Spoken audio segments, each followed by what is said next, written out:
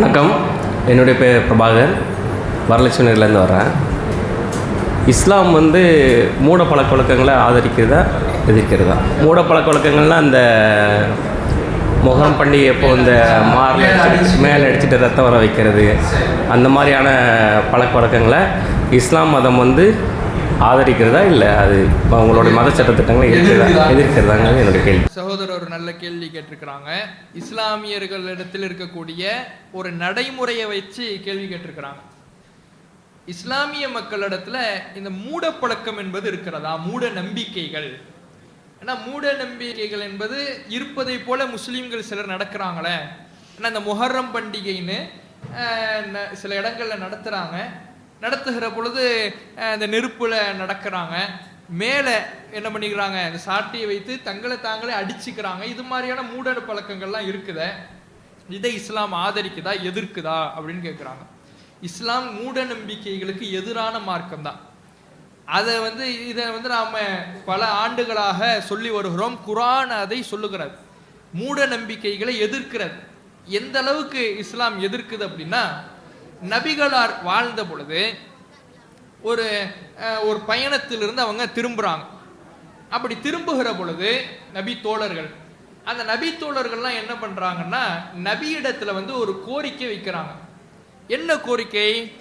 அன்றைக்கு மூட நம்பிக்கைகளை செய்து வந்த இஸ்லாத்தில் இல்லாத சில மக்கள்கள் இருந்தாங்க, யூதர்கள், அதே மாதிரி இணை வைப்பாளர்கள் அப்படின்னு சொல்லுவாங்க, அந்த மக்காவில் வாழ்ந்த மக்கள், அவங்கெல்லாம் இருக்கிறாங்க. அப்போ அவர்கள்லாம் என்ன பண்ணுறாங்கன்னா, தங்களுடைய ஆயுதங்களை ஒரு மரத்தில் கொண்டு போய் தொங்க விடுறாங்க. தங்களுடைய ஆயுதங்களை, பொருள்களை எல்லாம் மரத்தில் கொண்டு போய் தொங்க விடுறாங்க. இந்த மரத்தில் தொங்க விட்டால் அதன் மூலமாக ஒரு அதீத சக்தியும், அதன் மூலமாக ஒரு பவரும் எங்களுக்கு கிடைக்கும்னு அந்த மக்கள் நம்புறாங்க. இதை பார்த்துட்டு நபியினுடைய தோழர்கள் என்ன பண்றாங்கன்னா, நபியிடத்துல கேட்குறாங்க, எங்களுக்கு இது மாதிரி ஒரு மரத்தை கொடுத்து அதுல நாங்க எங்களுடைய பொருட்களை தொங்க விட்டு நாங்களே நிறைய சக்திகளை சம்பாதிச்சுக்குவோமே அப்படின்னு கேட்குறாங்க. அப்ப நபிகளார் கடுமையாக கண்டிக்கிறாங்க. இது இந்த மார்க்கத்தில் இல்லை. நீங்க கேட்பது எப்படி இருக்குதுன்னா, பல கடவுளை ஏற்படுத்தி தாங்கன்னு கேட்கிற மாதிரி இருக்குது அப்படிங்கிறாங்க. ஏன்னா இஸ்லாம் என்பது ஒரு இறைவனை சொல்லுகிறது. அது இஸ்லாம் ஒரு இறைவன் என்பதை எப்படி சொல்லுகிறதுனா, இந்த கேள்வியோடு இதை நீங்க தெரிந்து கொண்டால் தான் முழுமையாக அறிந்து கொள்ள முடியும். ஒரு இறைவன் என்பதை எப்படி சொல்லுதுன்னா, இறைவன் என்பவன் ஒருவன் தான். அந்த ஒருவனுக்குத்தான் எல்லா விதமான அதிகாரமும் ஆற்றலும் இருக்கிறது. அவனுடைய ஆற்றலில், அதிகாரத்தில் எந்த பங்கும் இல்லை. அவனுக்கு எந்த விதமான தேவையும் இல்லை. அவனுக்கு மனைவி மக்கள் கிடையாது.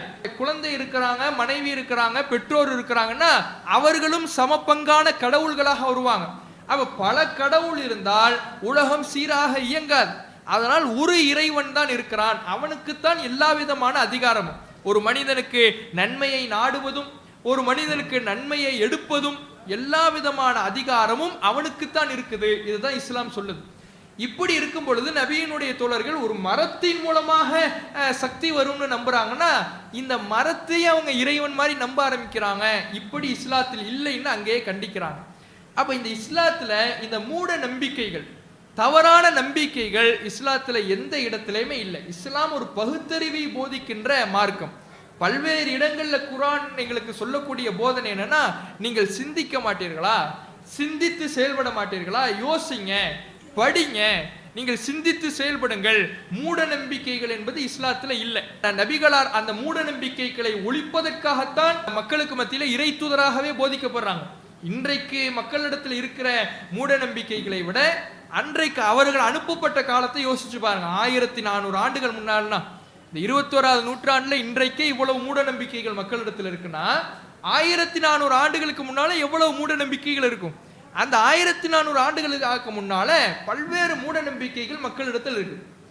அதிலிருந்து மக்களை தெளிவான சிந்தனையின் பக்கம் கொண்டு வர வேண்டும் என்பதற்காகத்தான் நபிகள் நாயகம் இறை தூதராக அங்க அனுப்பப்படுறாங்க. அந்த மக்களிடத்தில் எப்படியெல்லாம் மூட நம்பிக்கைகள் இருந்துச்சு, நிர்வாணமாக வலம் வருவார்கள். அவர்களுக்கு ஒரு சடங்கு என்று வைத்து நிர்வாணமாக வலம் வருவார்கள். வணக்க வழிபாடு என்று சொல்லிக்கொண்டு கை தட்டி கொண்டு செயல்படுவார்கள். இப்படி பல்வேறு விதமான காரியங்கள், மூட பழக்கங்கள், மூட நம்பிக்கைகள் அந்த மக்களுக்கு மத்தியில் இருந்தது. அதையெல்லாம் ஒழிப்பதற்காகத்தான் நபிகள் நாயகம் வந்தார்கள். இன்றைக்கு சில முஸ்லிம்கள்ல சில பேர் தவறாக இஸ்லாத்தில் இல்லாததை செய்து கொண்டு இருக்கிறார்கள். இப்ப தர்காவுக்குன்னு போறாங்க, அதை நாங்க கண்டிக்கிறோம். நீங்க உங்களுக்கு நாங்க சொல்லக்கூடியது என்னன்னா, முஸ்லிம்கள் என்றாலே தர்கா என்று நினைக்காதீர்கள். முஸ்லாத்திற்கும் தர்காவிற்கும் எந்த விதமான சம்பந்தமும் இல்லை. முஸ்லிம்களையே நாங்கள் தர்காவிற்கு போக வேண்டாம் என்றுதான் சொல்லுகிறோம்.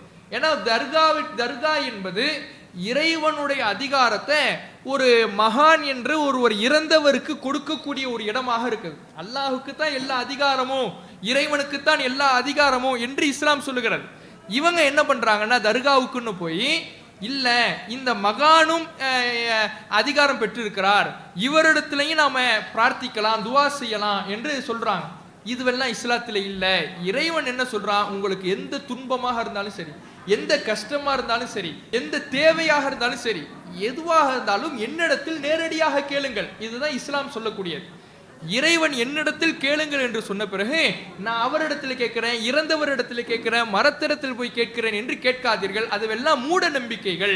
அந்த மூட நம்பிக்கைகளுக்கு இஸ்லாத்தில் இடம் இல்லை என்று இஸ்லாம் கடுமையாக அதை கண்டிக்கிறது. அதனாலதான் அந்த தர்காவிற்கெல்லாம் போகாதீங்க, தாயத்து கட்டாதீங்க, ஜோதிடம் பார்க்காதீங்க, சூனியத்தை நம்பாதீங்க என்று இந்த மூட நம்பிக்கைகள் ஒவ்வொன்றையுமே இஸ்லாம் கடுமையாக எதிர்க்குது.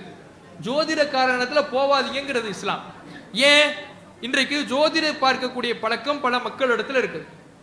அந்த ஜோதிடம் பார்ப்பது என்பது உங்களுடைய மத நம்பிக்கைப்படி இருந்தாலும் ஒரு பகுத்தறிவு சார்ந்து அதை யோசித்து பார்த்தால் அது ஒரு பகுத்தறிவுக்கு எதிரான காரியமா இருக்குது.